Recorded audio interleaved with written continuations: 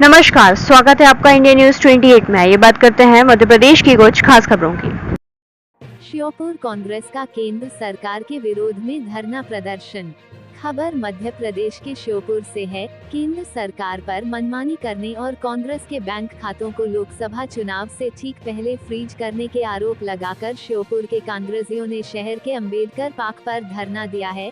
इस दौरान कांग्रेस पार्टी के पदाधिकारियों के द्वारा बीजेपी पर मनमर्जी की सरकार चलाने और किसी को भी दबाव बनाने के लिए जेल भेजे जाने के आरोप लगाए हैं। ये धरना रविवार की शाम 5 बजे शुरू हुआ, जिसमें विजयपुर विधानसभा के विधायक रामनिवास रावत और जिलाध्यक्ष अतुल चौहान से लेकर अन्य कार्यकर्ता और पदाधिकारी मौजूद रहे, जिन्होंने देश में केंद्र सरकार द्वारा मनमानी करने और इमरजेंसी जैसे हालात निर्मित करने के आरोप लगाए हैं। कांग्रेसियों का आरोप है कि इलेक्टोरल बॉन्ड के नाम पर केंद्र सरकार लोगों को डरा डरा कर करोड़ों रुपए का चंदा ले रही है। इसके साथ दूसरे विपक्षी राजनीतिक दलों को मनमानी से परेशान किया जा रहा है। किसी को भी गिरफ्तार करके जेल में डाल दिया जाता है। चुनाव से ठीक पहले कांग्रेस के बैंक अकाउंट फ्रीज कर दिए गए हैं, जिसका विरोध करने के लिए हमें आचार संहिता के इस समय में धरना देकर करना पड़ रहा है। श्योपुर जिला ब्यूरो चीफ नौशाद अहमद कुरैशी की रिपोर्ट।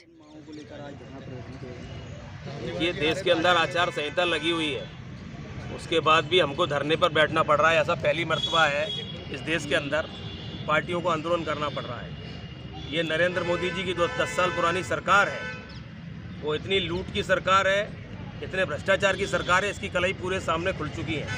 इलेक्टोरल बॉन्ड के नाम पर जो चौथ वसूली, चंदा दो धंधा लो, धंधा लो चंदा लो, जो खेल खेला है नरेंद्र मोदी ने, वो पूरी तरह से बेनकाब माननीय सुप्रीम कोर्ट के कहने पर हो गया है। क्योंकि पहले तो कांग्रेस पार्टी ने लगातार इस बात का विरोध किया था इलेक्टोरल बॉन्ड के नाम का, लेकिन उन्होंने लागू किया। इससे साफ सुथरी राजनीति होगी, लेकिन साफ सुथरी राजनीति साफ समझ में आ गई कि 9,000 करोड़ रुपए तो भारतीय जनता पार्टी के बैंक के खातों में निकले हैं। और आप ये देखिए कि जो कांग्रेस पार्टी इस देश को आज़ाद कराने वाली पार्टी है, कोई चीज़ को अगर करना होता है तो 6 महीने पहले कर दो नोटिस, 8 महीने बाद कर दो।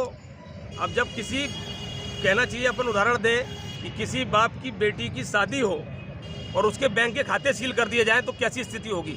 वही कांग्रेस पार्टी के संग आज किया जा रहा है नरेंद्र मोदी द्वारा। आज पूरे देश में उनके विपरीत में हवा बह रही है।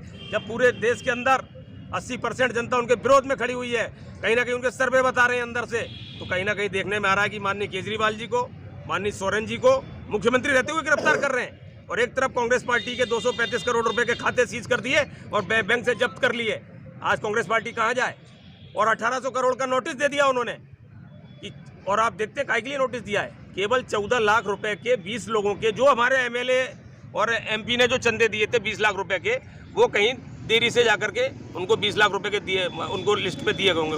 क्योंकि सब पारदर्शिता रहती है, चुनाव आयोग के उस पर लिस्ट में सारी दिखता रहता है कौन ने किसको चंदा दिया है। लेकिन उसके बदले में 14 लाख के बदले में हमको 1800 करोड़ का नोटिस।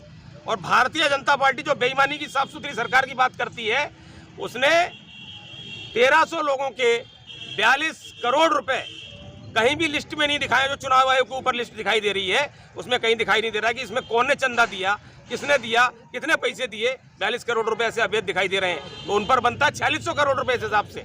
तो भारतीय जनता पार्टी को बचाने में सीडी, ईडी, सीबीआई, आईटी, चुनाव आयोग सारे लगे हुए हैं। तो साफ दर्शाता है कि ये सारी बातों को लेकर के हमको धरने पर और एक जनसंवाद के बीच में, हमारी पार्टी के बीच में बैठना पड़ा है।